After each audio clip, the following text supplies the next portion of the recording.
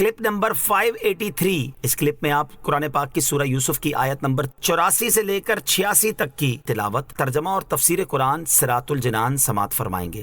بسم اللہ الرحمن الرحیم۔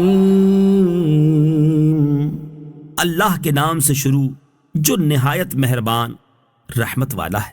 وَتَوَلَّى عَنْهُمْ وَقَالَ يَا أَسَفَا عَلَى يُوسُفَ وَابْيَضَّتْ عَيْنَاهُ مِنَ الْحُزْنِ فَهُوَ كَظِيمٌ قَالُوا تَاللَّهِ تَفْتَأُ تَذْكُرُ يُوسُفَ حَتَّى تكون حرضا أو تكون من الهالكين۔ ترجمہ، اور یعقوب نے ان سے منہ پھیرا اور کہا، ہائے افسوس یوسف کی جدائی پر، اور یعقوب کی آنکھیں غم سے سفید ہو گئیں تو وہ اپنا غم برداشت کرتے رہے۔ بھائیوں نے کہا، اللہ کی قسم آپ ہمیشہ یوسف کو یاد کرتے رہیں گے یہاں تک کہ آپ مرنے کے قریب ہو جائیں گے یا فوت ہی ہو جائیں گے۔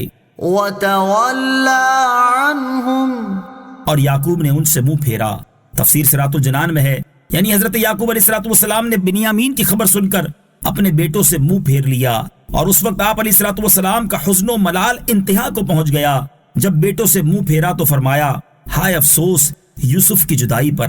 حضرت یعقوب علیہ السلام حضرت یوسف علیہ السلام کے غم میں روتے رہے، یہاں تک کہ آپ کی آنکھ کی سیاہی کا رنگ جاتا رہا اور بینائی کمزور ہو گئی۔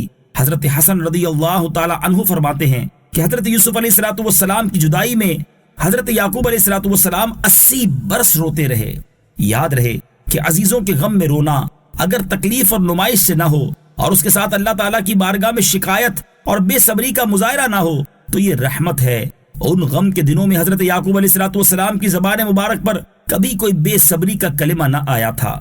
قالوا، بھائیوں نے کہا، یعنی حضرت یوسف علیہ السلام کے بھائیوں نے اپنے والد محترم سے کہا، اللہ کی قسم آپ ہمیشہ حضرت یوسف علیہ السلام کو یاد کرتے رہیں گے اور ان سے آپ کی محبت کم نہ ہوگی، یہاں تک کہ شدت غم کی وجہ سے آپ علیہ السلام مرنے کے قریب ہو جائیں گے یا فوت ہی ہو جائیں گے۔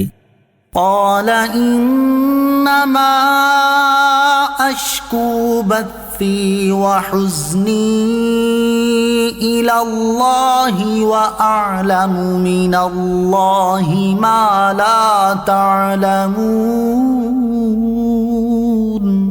ترجمہ، یعقوب نے کہا، میں تو اپنی پریشانی اور غم کی فریاد اللہ ہی سے کرتا ہوں اور میں اللہ کی طرف سے وہ بات جانتا ہوں جو تم نہیں جانتے۔ قال، یعقوب نے کہا، تفسیر صراط الجنان میں ہے، حضرت یعقوب علیہ السلام نے بیٹوں کی بات سن کر ان سے کہا، میری پریشانی اور غم کم ہو یا زیادہ میں اس کی فریاد تم سے یا اور کسی سے نہیں بلکہ اللہ عز و جل ہی سے کرتا ہوں، اور اللہ تعالیٰ اپنی رحمت اور احسان سے مجھے وہاں سے آسانی عطا کرے گا جہاں سے میرا گمان بھی نہ ہوگا۔